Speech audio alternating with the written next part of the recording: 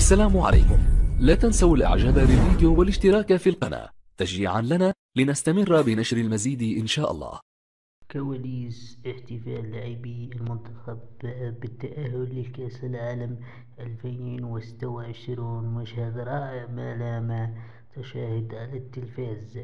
هكذا تأهل المنتخب الجزائري إلى كأس العالم بإثارة، وكل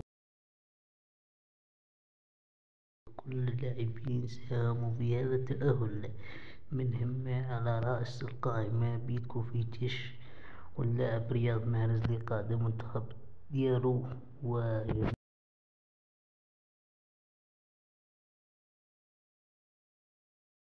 هكذا كانت الاحتفالية برياض محرز، هكذا قدموا أشياء رائعة. إبراهيم مازا كيف فرحان، هشام بوداوي، فارس الشيبي، جميع اللاعبين، منهم نهاج موسى بلغالي، رفيق عيسى مندي، والحارس قندوز.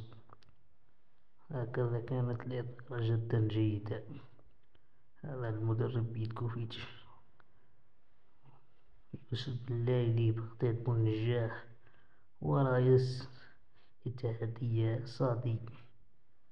كل الشكر هذا.